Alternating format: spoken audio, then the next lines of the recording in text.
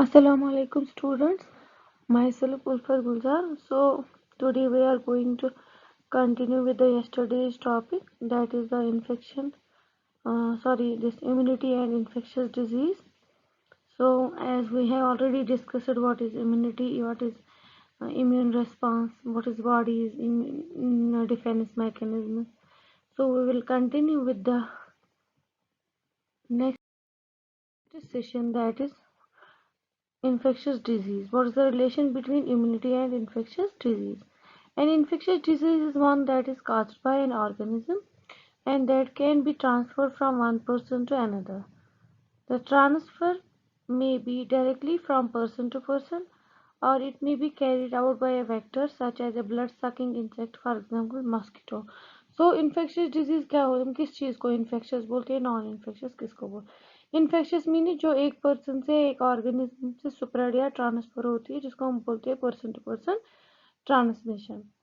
ये डायरेक्टली भी हो सकता है, इट कैन बी इनडायरेक्टली, या इसमें कोई वेक्टर या व्हीकल बॉर्न ट्रांसमिशन हो सकता है। जैसे for example blood sucking insects, for example mosquitoes होती है, वो किसी इन्फेक्शियस क्लाइंट या किसी इन्फेक्शियस पर्सन को अगर उस ब्लड सक करता है, फिर दूसरे पर्सन पे भी बैठता है, उस पे भी ब्लड सक करता है, उसकी वजह से क्या होता है, उस पर्सन पहले पर्सन का इन्फेक्शन दूसरे पर्सन में ट्रांसमिट हो जाता है। या कभी कभी हम उनके यूटेंसिल्स, उनके फोमिट्स वगैरह टच करते हैं, तो या उनके साथ हमारा ड्रॉपलेट इन्फेक्शन होता है स्नीजिंग कफिंग की वजह से। जैसे हम आजकल कोरोना वायरस में बोल रहे हैं कि हाँ, अगर हम स्नीजिंग कफिंग करें तो हमें अपना माउथ कवर करना चाहिए, क्योंकि ये जो वायरस है ये ड्रॉपलेट्स के साथ हमारे किसी और पर्सन में चला जाता है, इनहेल करते हैं, फिर इन्फेक्शन होता है। So infection disease is one that is caused by organisms that can be transferred from one person to another person। और उसमें क्या होता है, जो वो क्या उसमें कैरियर भी हो सकता है, वेक्टर हो सकता है, कोई भी कैरियर हो सकता है जिससे वो एक पर्सन से दूसरे पर्सन में चला जाए। So for example examples of infectious disease जैसे cold, influenza, chicken pox, herpes, measles या हेपेटाइटिस बी, सी, ये सारे इन्फेक्शियस डिजीज की एग्जाम्पल्स हैं। नाउ बॉडीज डिफेंस, हमारी बॉडी में अपना कौन सा डिफेंस है जो हमें डिजीज से बचाता है? First of all is physical. Physical में जैसे skin, mucosa, non specific defensive cells, for example phagocytes, white blood cells, inflammation and fever. मतलब फिजिकल हमारा होता है, जैसे हमारी पूरी बॉडी पे स्किन है, अगर कोई ऑर्गेनिज्म हमारे स्किन पे बैठेगा भी, जब तक उसमें कोई पोर्टल ऑफ एंट्री ना हो तब तक हमें इन्फेक्शियस एजेंट अंदर नहीं जाता है। वैसे ही हमारी बॉडी की बहुत सारे डिफेंस मैकेनिज्म जैसे फेगोसाइटोसिस प्रोसेस होती है, वाइट ब्लड सेल्स हमें प्रोवाइड करती है defence mechanism, inflammation, reaction, fair वगैरह, ये सारे डिफेंस मैकेनिज्म में आते हैं। फिर हमारा इम्यून रेस्पॉन्स किससे आता है? जैसे lymphatic system, recognition of foreign cells, हमारे लिम्फेटिक सिस्टम में बहुत सारी सेल्स बनती है, वो जो प्रोसेस होती है जो फॉरेन बॉडी को या फॉरेन सेल्स को डिटेक्ट करते हैं। Our bodies contain very large number of bacteria, approximately 15% of our body weight। हमारी बॉडी का जो 15% वेट है, उसमें से 15% जनरल वेट में से 15% क्या है ओवरऑल, वो क्या होते हैं, large number of bacteria of different organ and money of those in the intestines. उसमें से मैक्सिमम जो है वो इंटेस्टाइन्स में पाए जाते हैं। वो हमारे लिए एसेंशियल, हमारे वेलबींग के लिए एसेंशियल होते हैं, जिसको माइक्रोफ्लोरा या नॉर्मल फ्लोरा भी बोलते हैं। सो ये हमारी बॉडी का जनरल डिफेंस मैकेनिज्म है। So now what are the different types of immunities? जैसे मैंने आपको पहले भी बोला, इनेट इम्यूनिटी, एडेप्टिव इम्यूनिटी, वैसे हमारी बॉडी में और टाइप्स ऑफ जो इम्यूनिटीज होती है, जैसे नॉन स्पेसिफिक इम्यूनिटी, वो क्या होता है, involves many physical and chemical barriers to infection and is not affected by prior contact with a particular microorganism। It has no memory of a prior infection। Non specific immunity में क्या होता है, इसमें बहुत सारे फिजिकल एंड केमिकल बैरियर्स हमारी body के आते हैं। जैसे फिजिकल में मैंने आपको स्किन बोला, केमिकल में हमारे बहुत सारी बॉडी में बहुत सारे केमिकल्स बनते हैं या टॉक्सिन, ऐसी सब्सटेंस या ब्लड सेल्स बनती है जो इम्यूनिटी प्रोवाइड करती है। तो उसमें क्या होता है, and these act as a barrier to infection and is not affected by prior contact with the particular. अगर चाहे हमारा कंटेक्ट पर्टिकुलर माइक्रो ऑर्गेनिज्म के साथ हो भी जाए, हमारी ये इम्यूनिटी होती है इफेक्ट नहीं होती, क्योंकि जब तक इनको पोर्टल ऑफ एंट्री कोई एंट्री की जगह ना मिले तब तक ये जो क्या कहते हैं इसको इम्यूनिटी होती है ब्रेक नहीं होती है। लेकिन इस इम्यूनिटी का नाम स्पेसिफिक का क्या होता है, इसमें कोई मेमोरी नहीं होती है। इन्फेक्शन से पहले इसमें कोई मेमोरी नहीं होती है जब तक इन्फेक्शन ना हो। Then specific immunity involves the production of antibodies which act against a particular infection. Specific में कोई specific infection के against antibodies बनती है। मैंने आपको परसों भी explain किया कि एक बार जब infection होता है, वो जो surface आप pathogens पे antigens होते हैं उनके against antibodies बनती है। तो फिर जब कोई पर्टिकुलर इन्फेक्शन हो जाता है उसकी मेमोरी रहती है। नेक्स्ट टाइम अगर सेम वही इन्फेक्शन हो जाएगा तो उसकी उस मेमोरी की वजह से हमें इन्फेक्शन में फाइट करने में मदद मिलती है और हम क्विक रेस्पॉन्स कर सकते हैं।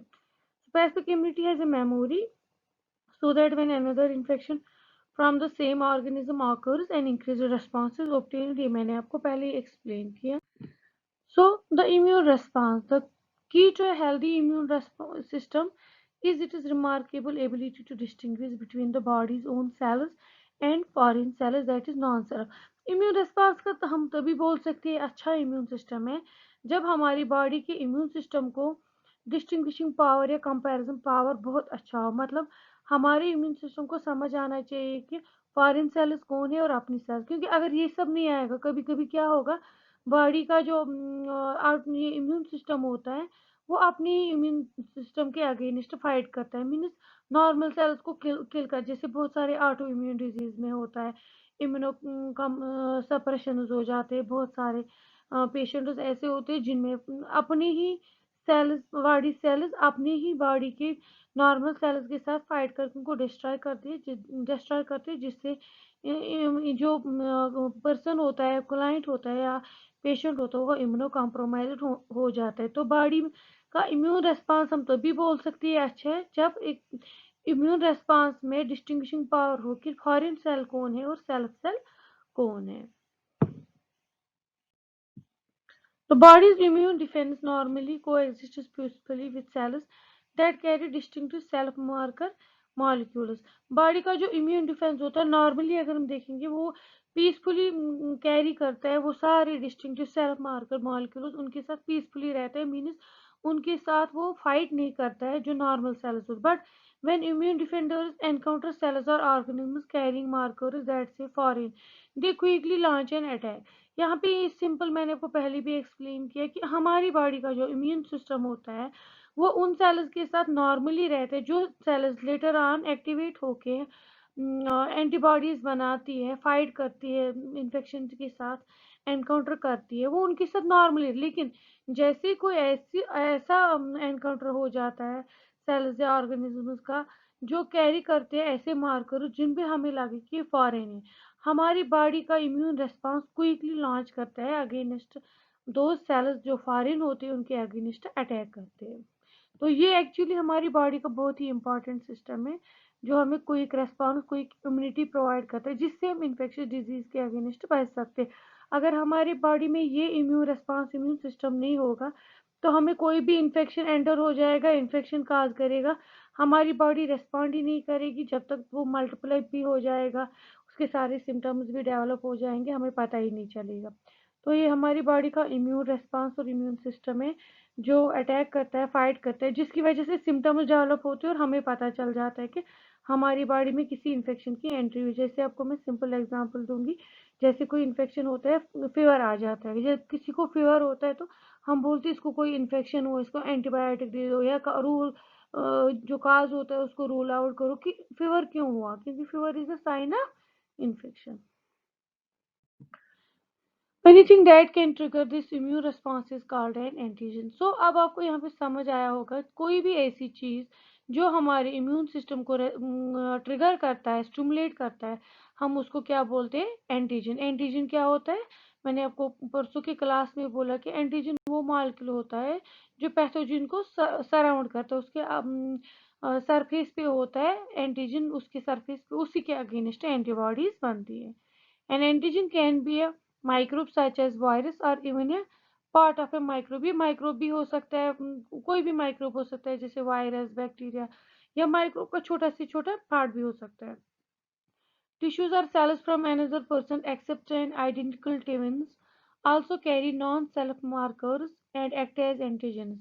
This explains why tissue transplants may be rejected.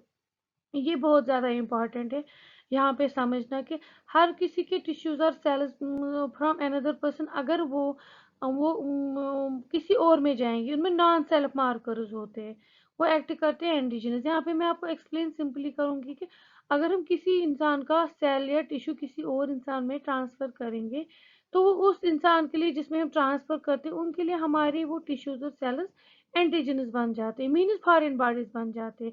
सिर्फ किनमें नहीं, ऐसा नहीं होता है जो आइडेंटिकल ट्विन्स होते हैं। आइडेंटिकल ट्विन्स में अगर हम उनमें सेल्स, टिश्यूज या कोई ऑर्गन भी ट्रांसफर करेंगे या ट्रांसप्लांट करेंगे, उनमें वो फॉरेन बॉडीज नहीं।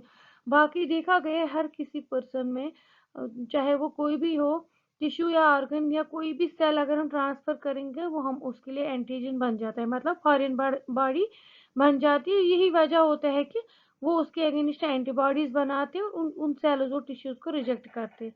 So this explains why tissue transplants may be rejected. यही वजह है कि टिश्यू ट्रांसप्लांट रिजेक्ट होते हैं। ये सिंपल आपको यहाँ पे बोलूँगी ऑर्गन डोनेशन। हम जैसे फॉर एग्जाम्पल किसी को किडनी देते हैं, कोई किसी को किडनी देते हैं, तो पहले वो मैच करनी पड़ती। क्यों मैच करनी पड़ती? पहले उनका ब्लड ग्रुप वगैरह जो सब कुछ वो मैच होना चाहिए, ताकि लेटर ऑन जब वो हम किसी का ऑर्गन निकाल के किसी को डोनेट करते हैं, वो उसको रिजेक्ट करता है। तो उस तरह क्या होता है, वो जो जिससे ऑर्गन निकाला होता है वो रिजेक्ट हो जाता है, तो वेस्ट हो जाता है। तो इसीलिए हम क्या करते हैं, इस रिजेक्शन को प्रिवेंट करने के लिए, जैसे हम क्या करते हैं किडनी ट्रांसप्लांट में, बिफोर डूइंग द, अब अगर किडनी मैच भी हो गई, डोनर मिल गया, मैच भी हो गई, तब भी हम क्या करते हैं, जिसको हम किडनी देते हैं जिसको हम किडनी देते हैं यूजुअली उसको, दोनों को मेडिसिन, लेकिन जिसको किडनी लेनी होती है उसको हम इम्यूनो कॉम्प्रोमाइज्ड मेडिसिन पे डाल देते हैं। उनका जो इम्यून सिस्टम होता है उनको हम वीक कर देते हैं। क्यों?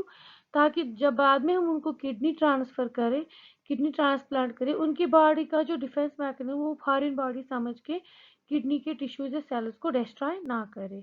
यही वजह होता है कि हमारा इम्यून रिस्पॉन्स क्या होता है, हमें उस टाइम इम्यून रिस्पॉन्स को वीक करना पड़ता है। जैसे आप सिंपली दूसरे एग्जांपल ये भी हो सकती है कि जैसे हम ब्लड ब्लड ट्रांसफ्यूजन करते हैं, तो हम क्यों ब्लड ग्रुपिंग करते हैं? यही वजह है कि हम पहले देखते हैं सेम ब्लड ग्रुप्स, हम पहले प्रेफरेंस देते हैं कि हम पहले सेम ब्लड ग्रुप जो होगा वही किसी और में हम वही ट्रांसफ्यूजन करें, तब जाके हम यूनिवर्सल डोनर्स और यूनिवर्सल रेसिपिएंट्स बाद में देखते हैं। लेकिन हमारी पहली कोशिश यही होती है कि पहले हम सेम ग्रुप्स देखें, सो दैट रिजेक्शन के चांसेस कम हो। सो नाउ हमारी बॉडी के डिफेंस सिस्टम में और क्या आता है, phagocytes and killer cells. Phagocytes are the white blood cells that engulf and destroy microorganisms and other foreign materials that enter the body. Phagocytes actually white blood sales के types होते हैं। इनका क्या काम होता है, ये एनग्लफ करते, खाते हैं, मतलब एनग्लफ करना मतलब खाना, निगलना। ये फिर पहले निगलते फिर डिस्ट्रॉय करती है उन माइक्रो ऑर्गेनिजम्स को, उन फॉरेन मटेरियल्स को जो हमारी बॉडी में एंटर होते हैं। Phagocytes are produced by cells in the bone marrow and include neutrophils, the most common of white blood cells, and monocyte is the largest. Mean जो phagocytes होते हैं वो हमारे बोन मैरो में बनते हैं। तो उनमें क्या होती है, बहुत टाइप्स ऑफ सेल्स होती है जो फैगोसाइटिक सेल्स होती है। उसमें से क्या है, न्यूट्रोफिल्स जो है वो बहुत कॉमन है, बहुत ज़्यादा देखी जाती है वाइट ब्लड सेल्स में। और मोनोसाइट दूसरा टाइप है फैगोसाइटिक सेल्स का। तो उनमें क्या होता है, सो वाइट सेल्स में और कौन सा आता है, मोनोसाइट्स, लेकिन वो सबसे लार्जेस्ट वाइट ब्लड सेल्स है। These are the different types of cells, monocytes, eosinophils, basophils, lymphocytes, neutrophils. यहाँ पे आपको समझ आ गया। हम फैगोसाइट्स क्या होती है, वो बोन मैरो से बनते हैं, उनमें आते हैं न्यूट्रोफिल्स। न्यूट्रोफिल्स भी वाइट ब्लड सेल्स है, लेकिन वो सबसे ज़्यादा होती है। और मोनोसाइट्स भी वाइट ब्लड सेल्स, लेकिन वो सबसे बड़ी है, largest monocytes. When we are exposed to an antigen for the first time, our body responds by producing lymphocytes.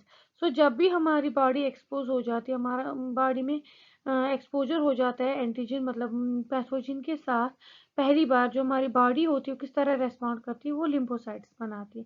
Lymphocytes are a type of white blood cells. The main types are T cells and B cells. Also called T lymphocytes and B lymphocytes. So ये simple है। यहाँ पे lymphocytes क्या होती है, blood cells के, white blood sales के types होते हैं। फिर उनमें क्या होता है, उनमें से जो main type, two types of cells है, टी लिम्फोसाइट्स या T cells and B cells होती है। उनको क्या करती है, all lymphocytes are produced in bone marrow, some mature in the bone marrow into B lymphocytes और बी सेल्स। उस जो ये लिम्फोसाइट्स होती है कहाँ पे बनती है, बोन मैरो में। लेकिन अब क्या होता है, टू टाइप्स ऑफ सेल्स क्यों बनती है, कुछ सेल्स जो होती है वो बोन मैरो में ही मैच्योर हो जाती है, ठीक है। Some mature in the bone marrow into B lymphocyte, जो बोन मैरो में बनती है उनको B. So B stat is for B lymphocyte, क्यों बोलते हैं, B for bone marrow. Other lymphocytes leave bone marrow before they are fully developed and travel to the thymus gland, where they differentiate into mature T lymphocytes or T cells. So जो bone marrow में पहले ही निकल जाती है, maturation से पहले ही निकल जाती है, कहाँ पहुंच जाती है, थाइमस ग्लैंड में। फिर वहां जाके फुली डेवलप हो जाती है। अभी फुली डेवलप नहीं होती, फिर वो ट्रैवल करती है थाइमस ग्लैंड में, जहां जाके वो मैच्योर डिफरेंशिएट होती है into mature T lymphocyte. So T stands for thymus gland, इस तरह आप याद रख सकते हो, B for bone marrow and T for thymus gland. तो ये अलग दो टाइप्स की सेल्स होती है। Immunity involving T cells and phagocytes is called cellular. आप जो वो इम्यूनिटी जिसमें T cells and phagocytes use होते हैं उसको हम सेलुलर इम्यूनिटी बोलते हैं। So T cells and phagocytes comprise the cellular immunity. Now, this was all about the relation between the immunity and infectious disease. How immunity, what is immunity? How immune responds, and how infection occurs. If immune response will not occur at proper time and is not adequate, is not good, then only the infectious disease can occur. So I will summarize here. Now, what is the infection and disease and the immunity? So, infection occurs when a pathogen invades body cells and reproduces. हम तभी बोल सकते हैं infection है जब एक pathogen invade करता है बॉडी सेल्स में, वहां वो रिप्रोडक्शन स्टार्ट करता है। Infection will usually lead to an immune response, infection की वजह से इम्यून रेस्पॉन्स होता है। If the response is quick and effective, the infection will be eliminated or contained so quickly that the disease will not occur. ये मैंने आपको बोला, अगर हमारा जैसे ही पैथोजन पहले हमारा फिजिकल बैरियर उसको अंदर जाने नहीं देता, अब अगर इन्वेजन हो गया, अंदर चला गया, रिप्रोडक्शन हो गई, फिर क्या होता है, इन्फेक्शन हो सकता है। लेकिन हमारा इम्यून रिस्पांस अगर क्विक होगा, इफेक्टिव होगा, जल्दी होगा, वो उसको एलिमिनेट करता है, कंटेन करता है और डिजीज प्रोसेस को वहीं पे स्टॉप करता है, फिर डिजीज प्रोसेस को कंटिन्यू नहीं होने देते। लेकिन sometimes infection leads to disease, why? Here we will focus on infectious disease and define it as a state of infection that is marked by symptoms और evidence of illness. अब अगर हो गई मीन्स यहाँ पे हम बोल सकते हैं कि अगर अब हो गए, हम फोकस कर रहे हैं कि समटाइम्स इन्फेक्शन हो जाता है, डिजीज हो गई, स्टेट ऑफ इन्फेक्शन हो गई, उसमें सिम्टम्स डेवलप हो गए, एविडेंस ऑफ इलनेस भी डेवलप हो गई। Disease can occur when immunity is low और इम्प्योर्ड। सो कब हो सकती है डिजीज? जब हमारी इम्यूनिटी लो हो या इम्प्योर्ड। इम्प्योर्ड मीन्स उसमें वो फंक्शन ना हो इम्यूनिटी है लेकिन वो फुल पावर के साथ नहीं है, फुल फंक्शनिंग के साथ नहीं है। या हम बोल सकते हैं when virus of the pathogen it is ability to damage host cells is high. या तो जो डिजीज काजिंग वायरलेंस है, वायरस का पावर या डिजीज काजिंग एजेंट का पावर है, वो defence mechanism response of ability जो है उससे ज़्यादा है। होस्ट सेल्स हमारे डिफेंस मैकेनिज्म से उसका उसकी जो एबिलिटी है डैमेज करने की, वो हमारे इम्यून रिस्पांस से ज़्यादा हाई है, तब भी हम बोल सकते हैं डिजीज हो सकती है। And when the number of pathogens in the body is great, या हमारी बॉडी में वो पैथोजेन्स, वो ऑर्गेनिज्म इतने ज़्यादा चले गए कि उन्होंने बहुत ज़्यादा मल्टीप्लिकेशन की, हमारा इम्यून रिस्पांस फाइट बैक नहीं कर पाया, जिसकी वजह से इन्फेक्शन हो जाता है। यहाँ पे ये आपको बहुत इंपॉर्टेंट है समझने के लिए, क्योंकि आजकल बहुत ज़्यादा ये इन्फेक्शियस डिजीज फैल रही है। जैसे कोरोना वायरस में भी आपने देखा होगा बहुत सारे ऐसे पेशेंट्स हैं जिनमें सिम्टम्स ही नहीं है, तो उनमें इन्फेक्शन हो गई लेकिन उनका इम्यूनिटी रेस्पॉन्स और उनका फाइटिंग मैकेनिज्म बहुत अच्छे है, जिसकी वजह से क्या होता है कि वो सिम्टम्स डेवलप नहीं कर पाते, क्योंकि वो उनका इम्यून जो रिस्पॉन्स होता है क्विक होता है।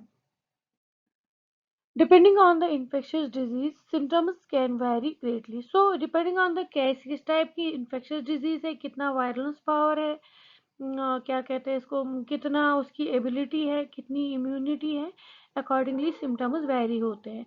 Fever is a common response to infection. A higher body temperature can heighten the immune response and provide a hostile environment for pathogens. So fever क्या होता है? फीवर एक कॉमन रेस्पॉन्स होता है, रेस्पॉन्स टू इन्फेक्शन होता है। अब अगर हमारी बॉडी का टेम्परेचर कॉन्स्टेंटली हाई रहेगा, मतलब बहुत ज़्यादा रहेगा, उससे क्या होगा, जो इम्यून रिस्पॉन्स होता है वो थोड़ा सा कमज़ोर पड़ जाता है, और आहिस्ता आहिस्ता क्या बन जाता है, जो पैथोजन होता है उसके लिए एक अच्छा एनवायरनमेंट बनता है इन्फेक्शन काज करने के लिए। Inflammation or swelling caused by an increase in fluid in the infected area is a sign that white blood cells are on attack and releasing substances involved in the immune response. अब अगर हमें लग रहा है कि जो infection कहीं पे हो, इन्फ्लेमेशन बढ़ रही है, स्वेलिंग बढ़ रही है, कहीं पे बहुत ज़्यादा स्वेलिंग हो रही है किसी में, वो एक रेस्पॉन्स सिस्टम का साइन होता है कि हमारी वाइट ब्लड सेल्स इस इन्फेक्शन के अगेंस्ट बहुत फाइट कर रहे हैं, हमारे इम्यून रेस्पॉन्स इस टाइम इन्वॉल्व है। So this was all about infectious disease, कैसे हो सकती है, कैसे प्रिवेंट होता है, हमारे पास इम्यून रिस्पॉन्स सिस्टम होने के बावजूद भी क्यों कभी कभी डिजीज हो जाती है। सो लेकिन फिर भी क्या कहते हैं इसको, हम डिपेंडेंट होते हैं इम्यून रिस्पॉन्स पे या पैथोजन की एंट्री पे। तो हमारा हमेशा यही काम होना चाहिए कि हम, अगर हम पैथोजन को नहीं रोक सकते, एटलीस्ट हम इतनी कोशिश करें कि उसका viral ability of division reproduction हम कम कर सकें। तो उसमें एक इम्पॉर्टेंट रोल है वैक्सीनेशन का।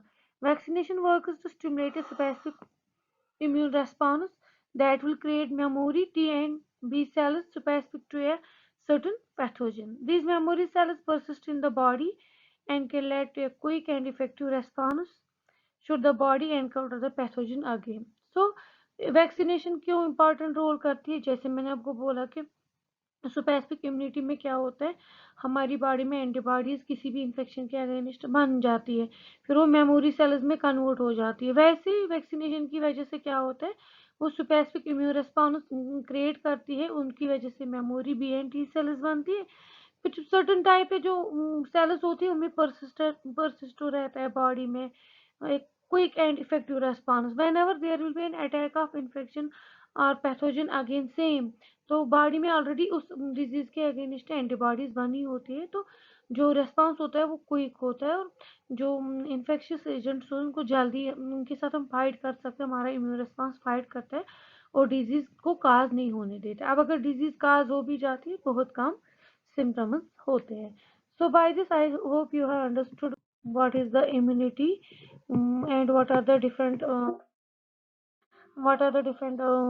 immune responses in our body, how our body fights with the different infectious agents, what are the memory cells, what is specific and non-specific immunity, and what is the relation between immunity and infectious disease, how a good immunity, a good response system will play a good role with the in preventing the infectious disease. This was all about my topic. So I will conclude here. So hope you have understood this well.